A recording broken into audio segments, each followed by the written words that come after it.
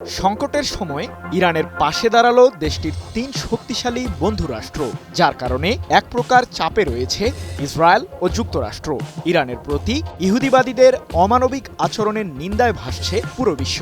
এর মাঝেই জাতিসংঘের নিরাপত্তা পরিষদে ইরান প্রসঙ্গে একটি খসড়া প্রস্তাব পেশ করেছে চীন, রাশিয়া ও পাকিস্তান।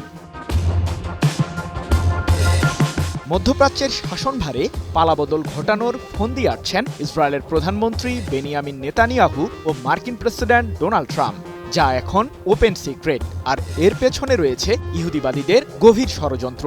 মূলত ইরানকে ঘিরেই এই ষড়যন্ত্রের ছক এঁকেছে হোয়াইট হাউস ও তেল আবিব, যার ফলে মিলিতভাবেই ইরানের উপর বিমান হামলা আর বোমাবর্ষণ করেছে ইসরায়েল ও যুক্তরাষ্ট্র।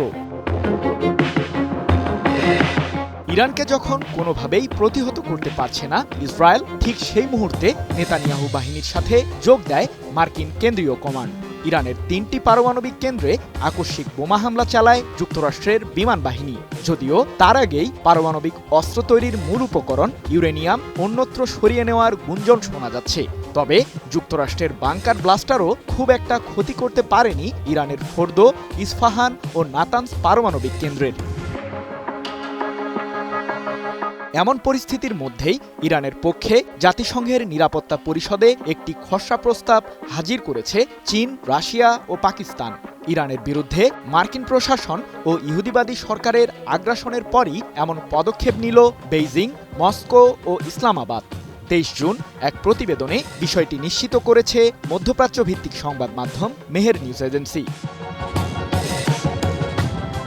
রাশিয়া, চীন ও পাকিস্তানের পেশ করা ১.৫ পৃষ্ঠার খসড়া প্রস্তাবটির উল্লেখযোগ্য দিকগুলো তুলে ধরেছে সংবাদ মাধ্যমটি, যার মধ্যে রয়েছে ইরানের শান্তিপূর্ণ পারমাণবিক কর্মসূচিতে হামলার নিন্দা প্রকাশ করা এবং অবিলম্বে ও নিঃশর্তভাবে ইহুদিবাদীদের সাথে ইরানের যুদ্ধবিরতির আয়োজন করা।